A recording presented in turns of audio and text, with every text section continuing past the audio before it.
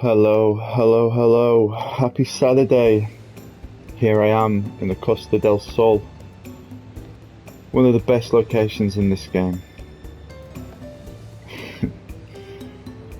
What a game it's been. Last week I was complaining that there was so much to do in this game and I was getting a little bit overwhelmed, and I just opened up a new area, Nibelheim, and it was an interesting paradox that I was complaining that there's so much to do. What the magic of this game has been is it has lots of side quests and lots of things to discover. Similar to how Skyrim had never-ending quests. But the difference between Final Fantasy Rebirth and Skyrim is if you miss the side quests, you're missing out on some of the most beautiful, well-told stories. Skyrim, I'm not bad-mouthing Skyrim, I mean you all know it's one of my favourite games, but the side quests are pretty one and done. Find a sword, get something back from bandits. Very few of the quests really have an impact on the overall story. But with Final Fantasy, what was fascinating is some of these side quests and extra missions and secrets that you can completely skip, and I don't blame anyone who did that or does that. I mean, I nearly did it. Last night I was so tempted just to go to the end game. I mean, I got to the final part of the temple and it said you won't be able to come back if you proceed. So reluctantly I came back and finished a bunch of missions, and it dawned on me, because I'm so far into the game now, a lot of these missions I'm doing are finishing like at the end. And there was so many interesting wrap-ups to stories that have been going on in the background during this game. If we go over here, actually, I've forgotten her name. I'm always really bad with names. I think it's Colleen. She was like, she was a fake mercenary. And she was quite an annoying character. She was introduced in the first game. That's the soundtrack. And she was quite an annoying character, and you had to fight these bosses on her behalf because she was pretending to be a merc. It's a long story. But when you get to the final act of her story, it had such a beautiful ending.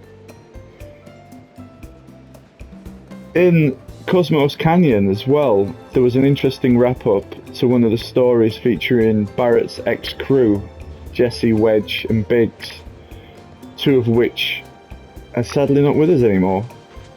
And it just showed you friendship and not forgetting those that have passed into the live stream.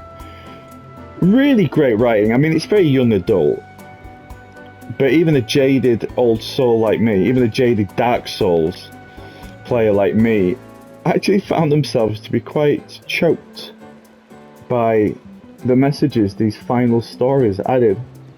And this game has been with me for... So let's put them both together, Final Fantasy and Final Fantasy Rebirth, or Final Fantasy Remake and Final Fantasy Rebirth, because they are one game, they're just in two separate stories.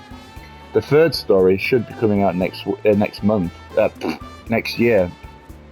I've got a feeling that's going to focus a lot on Wu-Tai, and of course the ending with Seraphoth.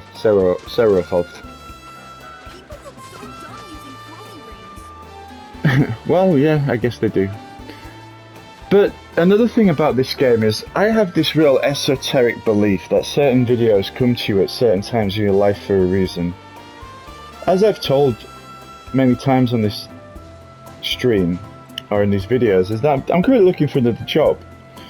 And as things are going right now, I've got two really interesting prospects coming up. I just did a presentation for a company on Friday. An hour and a half they had me presenting for them, with lots of bloody difficult questions about data and revenue. And Final Fantasy came and just really was a great distraction from the anxiety and the stress of job hunting. And the messages contained within, you know, it might sound a bit hyperbolic, might sound a little bit like, but they really helped me focus on positivity. And I was able to follow a really interesting story based on one of my most beloved video games.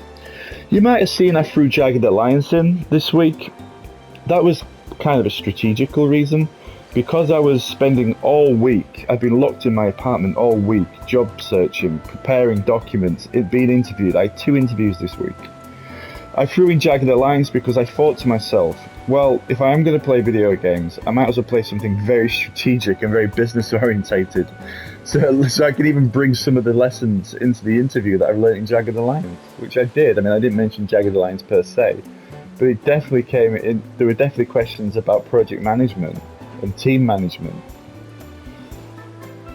But I also find myself getting very sad.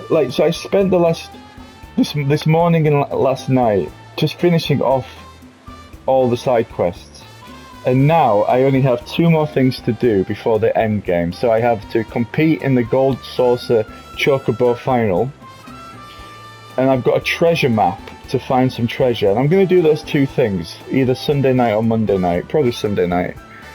And then next week, it'll be the final. I'm going to put this game to bed. Not sure how long it's going to take. It's like Baldur's Gate 3.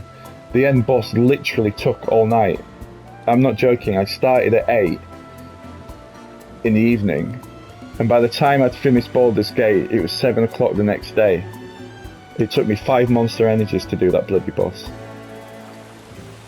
Oh God. They've really become like close friends, and I know that might sound what's the word, parasocial. I mean, these people don't exist, but hey, one of the conversations I was talking about in my interviews over the last few weeks is AI and how artificial characters are becoming so close to us now. So yeah, words can't describe what a experience this game has been. If anyone's thinking of buying it, go ahead. Please, it's on sale, I think. Yes, there are a lot of side quests. In the first game, they did feel a bit like padding, and that was some of the criticism I read about the first game. But the second installment, you would be a fool if you missed the side quests. You would be missing out on so much interesting stories. So well done. So yeah, now we wait for the final installment, which I think is coming next year, I think. Is he okay? Okay. Which is coming next year. Also, just one other quick thing as well. This very much reminds me of a vacation, which I went on during playing Final Fantasy. So as I say, these games really do. And when I look back at these videos, every once in a while, not often, but every once in a while, I look back at an old video I made. Sometimes I look back at what videos I was making this time last year, this time 2 years ago, this time 4 years ago. And there is an imprint of where I was in my life connected to these videos. Very fascinating. Alright, let's go see the influencers. They were my favourites, or at least one of my favourites in this game.